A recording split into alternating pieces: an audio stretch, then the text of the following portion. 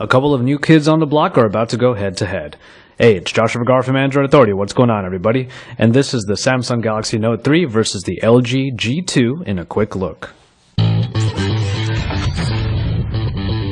In a way, these two phones are quite similar in that both represent changes in their respective lines. The G2 dropping the Optimus in its name is much like the Galaxy S4 in its form and material, opting for the glossy plastic and has a 5-inch screen.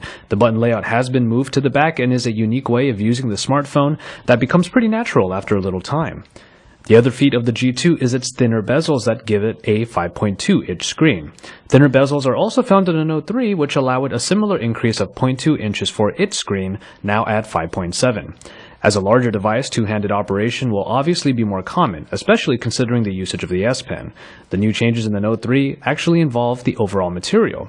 Instead of the glossy plastic, Samsung went for a textured plastic that alleviates the fingerprinting and slippery feel that the G2 can get.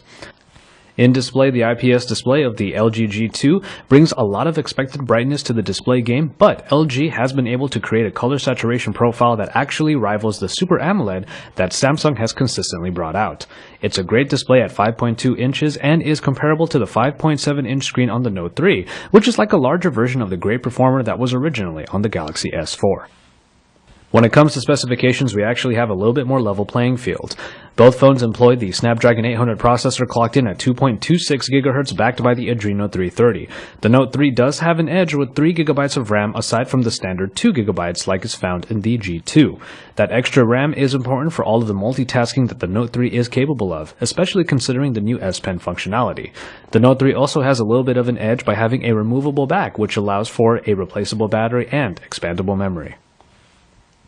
When it comes to the camera, LG put a lot of new features in the G2 that we might have seen iterated in the Samsung Galaxy S4.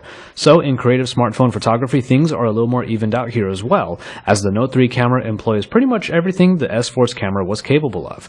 The trump card in the G2 is its implementation of optical image stabilization, which is a feature we thought would come in the Note 3 but didn't make the final cut.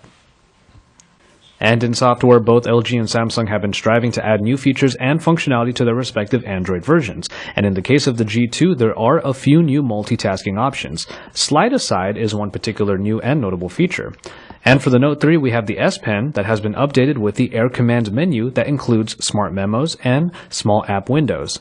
While LG's Optimus UI has grown quite a bit, the TouchWiz of the Note 3 is bolstered by the S Pen. If a stylus experience is more appealing to you, it's pretty obvious which device to look at here. And so, there you have it. LG and Samsung are going head-to-head with their close releases of their flagship phones. If there's one thing that the Note 3 does make me wonder, it's what the Pro version of the G2 will look like, since the original Optimus G Pro is closer to a Note device offered by LG. We'll have to see what the G2's larger version can bring in the future. And for the rest of our Galaxy Note 3 and LG G2 coverage, make sure you stay tuned to Android Authority.